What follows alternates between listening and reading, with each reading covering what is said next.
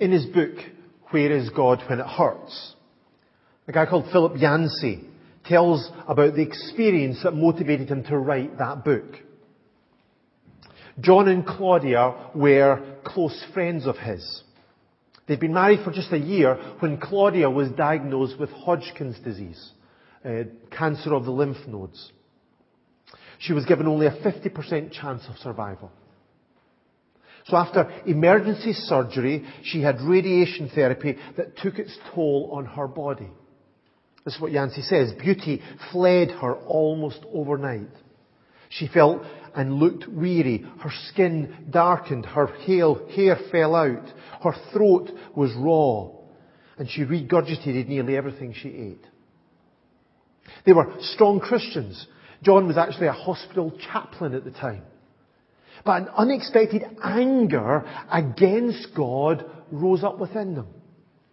God, why us? They cried. And when well-meaning people from their church came to visit her, things didn't get any better. One of the church leaders suggested that she was suffering because she'd done something to displease God. Another said God had chosen her for this suffering because she was just so strong. One woman said that she should praise God for allowing her to suffer. Another came with flowers and hymns, but changed the subject very quickly any time that Claudia brought up her suffering or her prognosis. And yet another promised healing if she just could stir up enough faith. It's not surprising then when Yancey visited her, Claudia was confused by all these conflicting answers. And Yancey that day left with loads of questions for himself. And it was those questions that led him to write that book. The problem of pain and suffering is a challenge that all of us will face. I know some of us are more impacted by it than others, but none of us get through life untouched by it. So what are we supposed to do with it? What should we think when our lives are impacted by pain and suffering? Is it a punishment from God? Or is it a special calling for the strong? Is it something we should praise God for? Or something that we should just try and pretend doesn't exist? Is it always God's will to heal? Well, as we saw last time we were looking in the book of Job, Job didn't have all the answers to why his life fell apart. But he responded in a deeply challenging and encouraging way. But this wasn't the end of his suffering. Things were about to go from bad to worse. So we're going to read from Job chapter 2, verse 1 to 10, and Jason's going to come and read for us.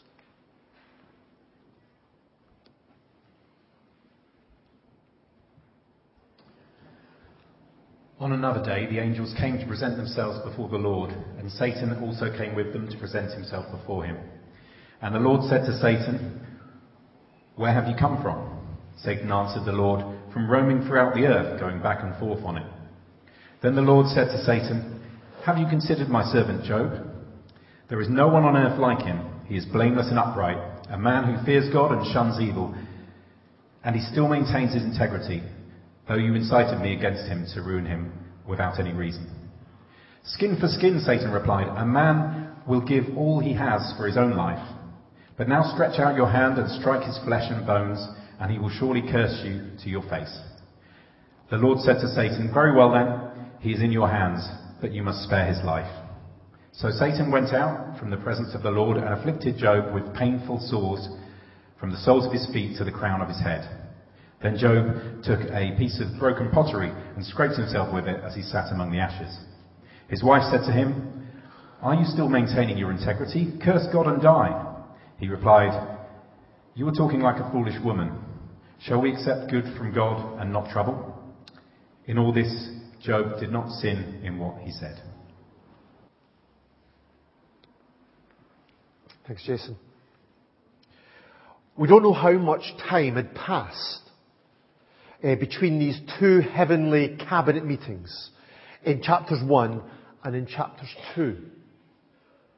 But what we do know is so much had changed for Job between those two events. Previously, when Satan appeared before the Lord and was asked, "Have you considered my servant Job?" it wasn't surprising that the Lord chose Job as exhibit A of what a man of God ought to be. Because he looked the part. He had lived an exemplary life. He was an incredible father. He was an extremely prosperous and successful businessman, but also had a social conscience. And he had a deep reverence for God and commitment to Him. He was the kind of guy who had it all together, who would have been welcomed into any gathering. Somebody who was a good example to others. Someone that everybody would have looked up to, that would have praised. So it's not surprising at that time that God pointed to him. He was a good advert for the benefits of living for God. But what is surprising is that at this second divine council, the Lord again said to Satan, "Have you considered my servant Job?" Because Job's life looked nothing like it was before. His business had fallen apart. His family had been wiped out. He was overwhelmed with sorrow and grief. No longer the poster boy for a God-honouring life. Not what you might think as a good witness to the goodness of God. And yet the Lord was not ashamed of him. The Lord did not distance himself from him. Instead, he was pleased with him. He still pointed to him with delight. He still called him my servant. And he still said, there's no one like him. Why was that? Why did God still see that Job was praiseworthy? Well, look at verse 3.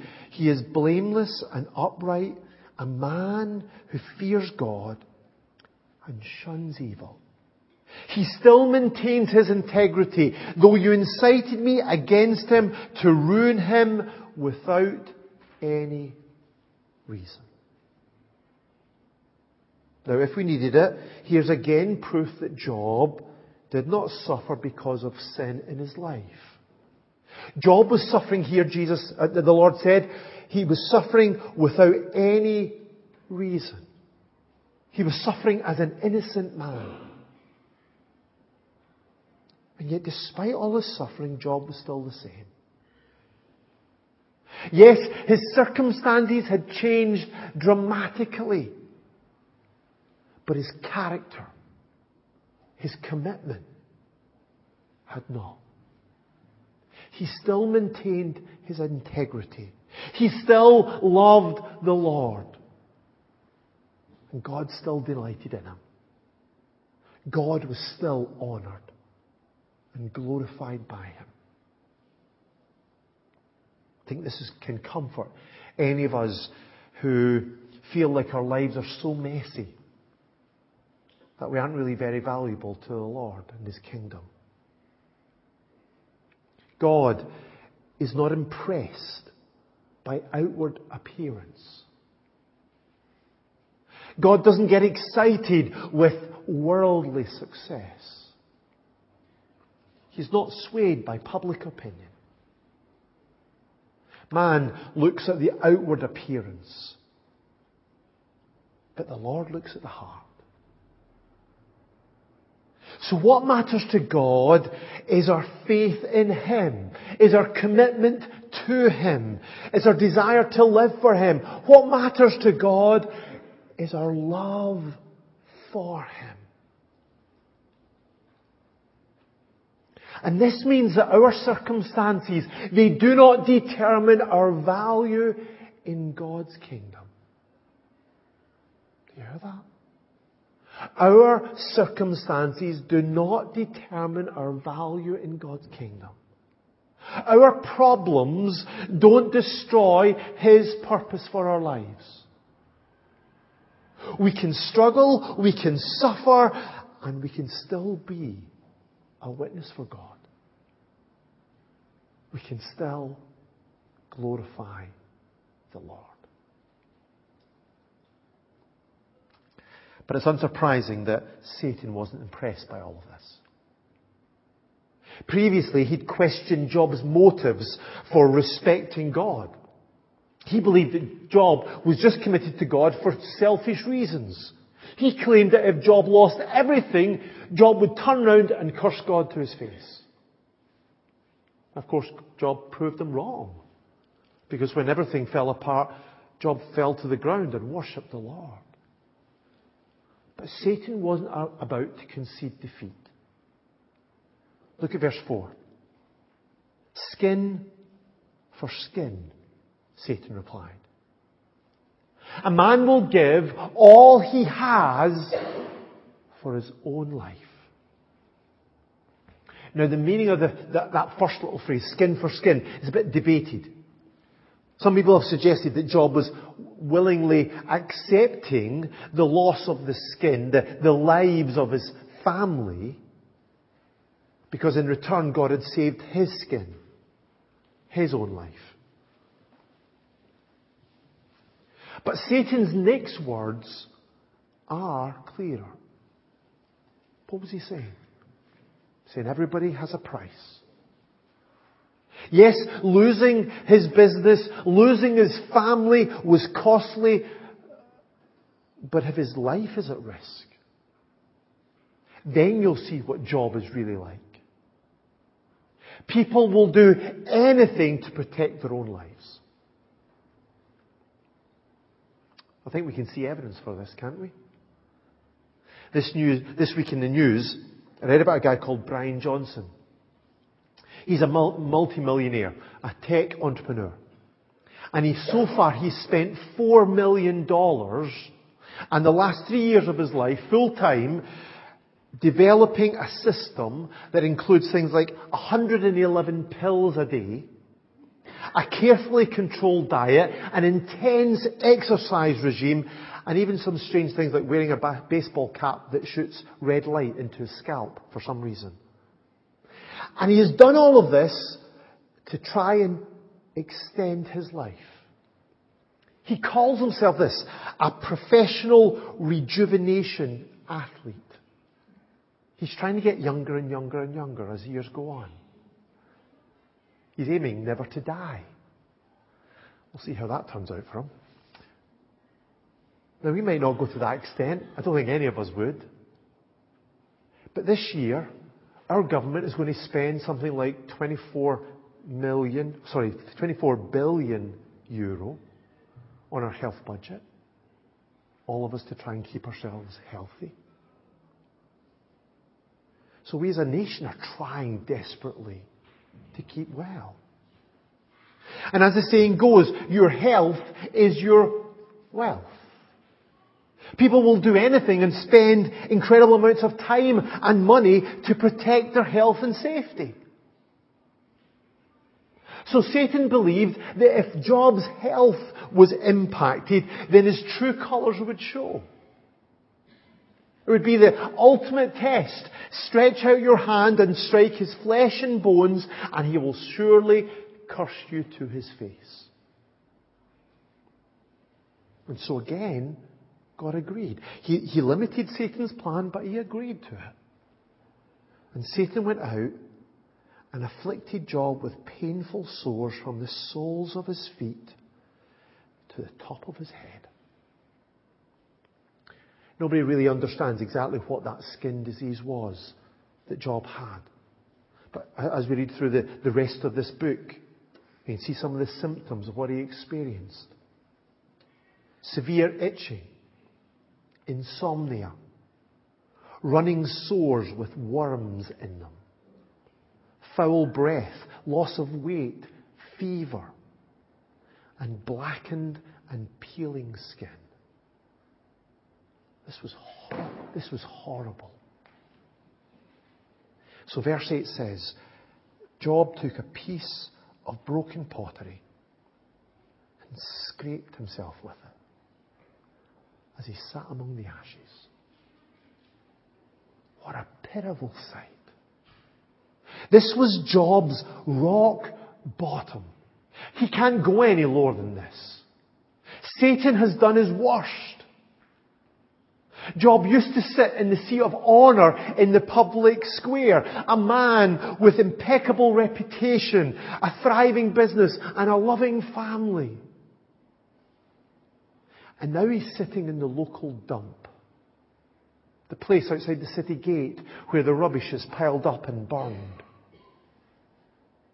And the only little tiny bit of comfort he can get is to scrape his skin with this broken piece of pottery.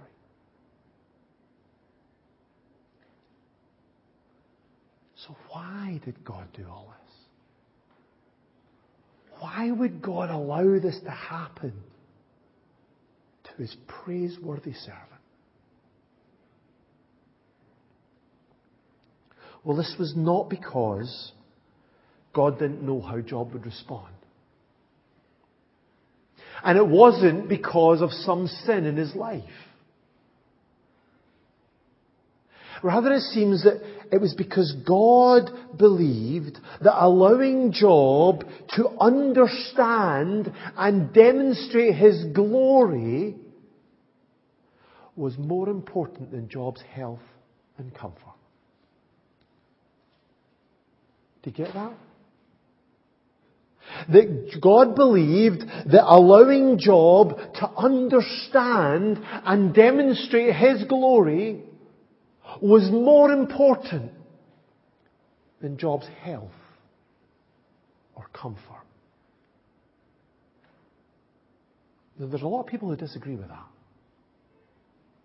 They claim that God's plan is always that we will be well.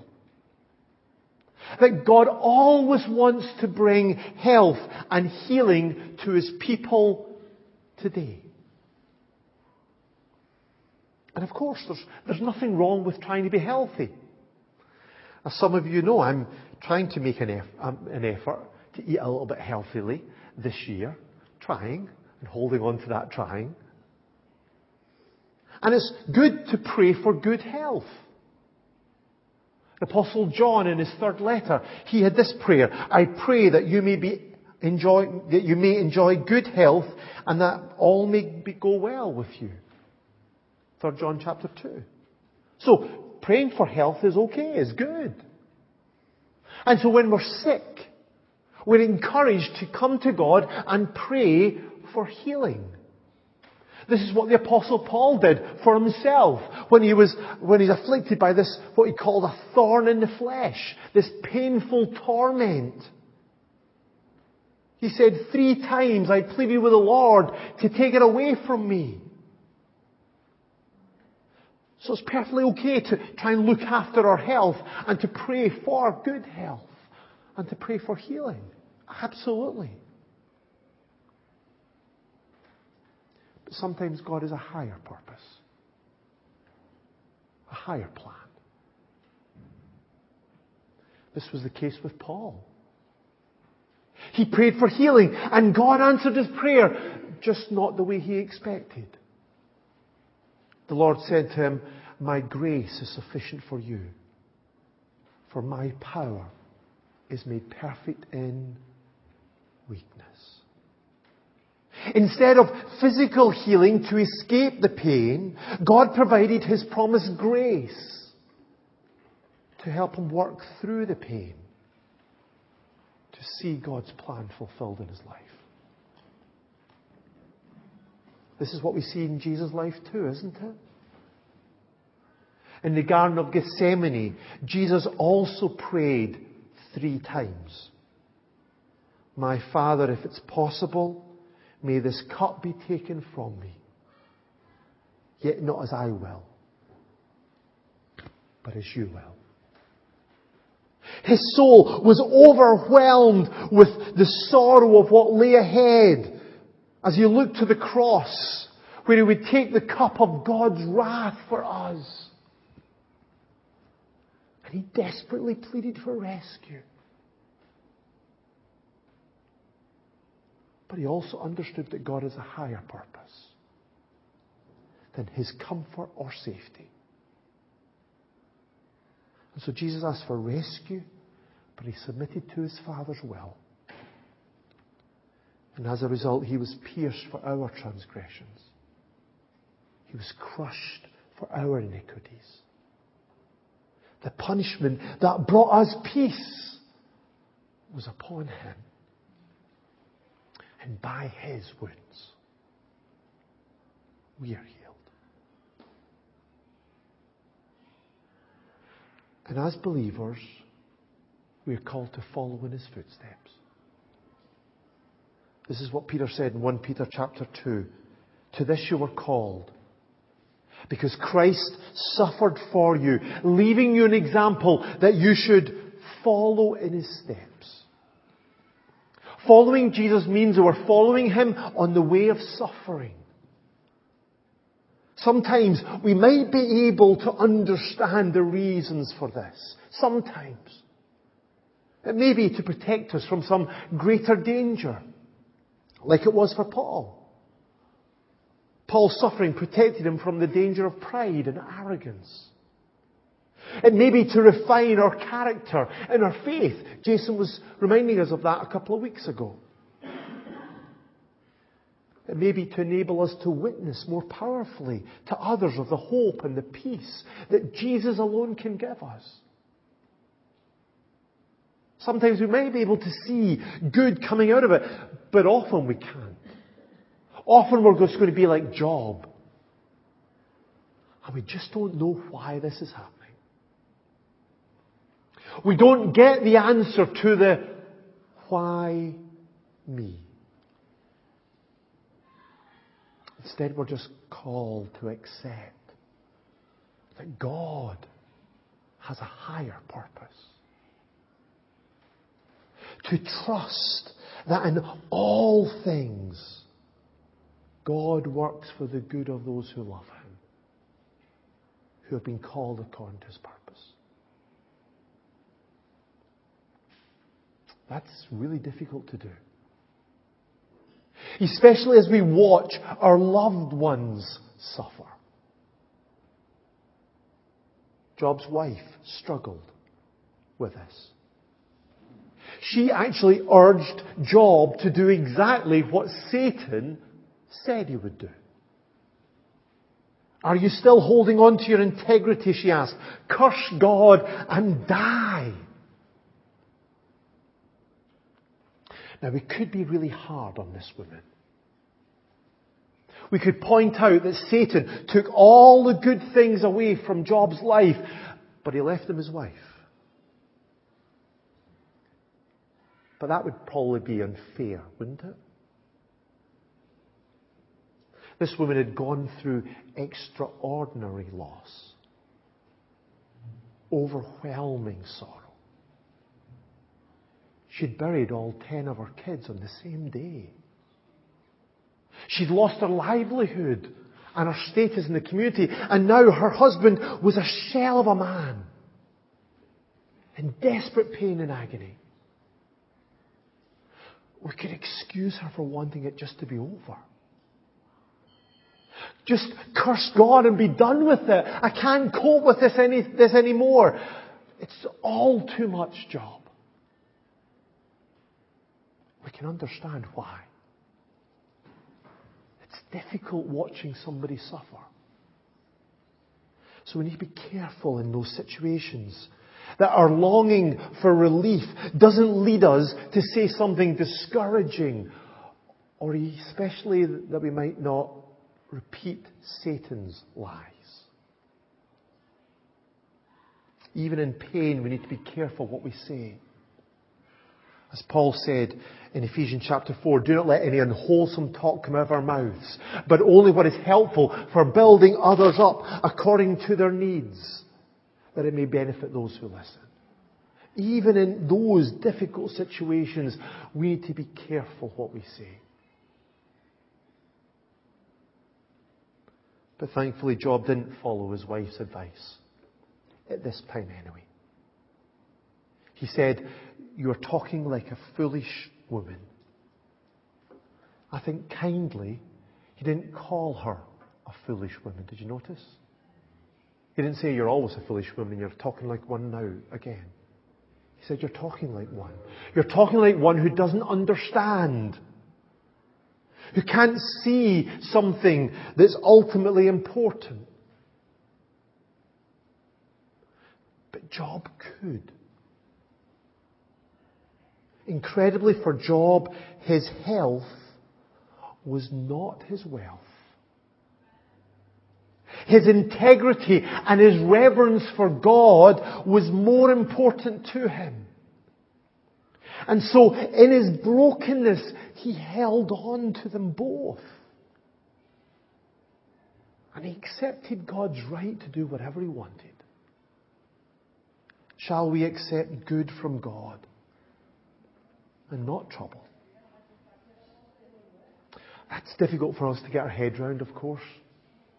If God is good, why doesn't He always do what we see as good? But it's a key point in this book. We haven't got the right, we haven't got the information, we haven't got the understanding to put God in the dock and judge Him. Just because we can't see what God is doing, we can't understand the good He is doing, doesn't mean that He's not doing good. As the sovereign Lord, He is the one who works out everything in conformity with the purpose of His will. Everything. And we know that God's will is always good and pleasing and perfect. We might not be able to see that just now, but one day we will. James wrote, "Be patient then, brothers, until the Lord's coming." He knew that life was hard now. He knew that they were suffering now, but he knew that when Jesus comes back, then it'll make sense. So he called them to wait. Don't rush to judge now. Wait until Jesus comes back, and then you will see, then you will understand. And to encourage them to do this, James pointed them to Job. He said, "You have heard of Job's perseverance and have seen what the Lord finally brought about. The Lord is full of compassion and mercy." Don't judge too early. Wait for the Lord. He knows what He is doing. And what He is doing is always good. Because even when our circumstances and our experiences don't look like it, He is full of compassion and mercy. And how do we know that? How can we hold on to that truth when we're going through those times of suffering? Well, we do what we've done this morning in our communion time. We look to the cross and we see the one who loved me and gave Himself for me. So of course we struggle when things go from bad to worse. Job did too. We'll see that in later weeks. But we can be encouraged. Our lives can still be praiseworthy even when we're in a mess. People say our health is our wealth, but we have something far more valuable than that. So God has a purpose, a higher purpose than just our health and our comfort. So let's not give up. Instead, let's wait on the Lord. Because despite how things look, our God is always good. He is full of compassion and mercy.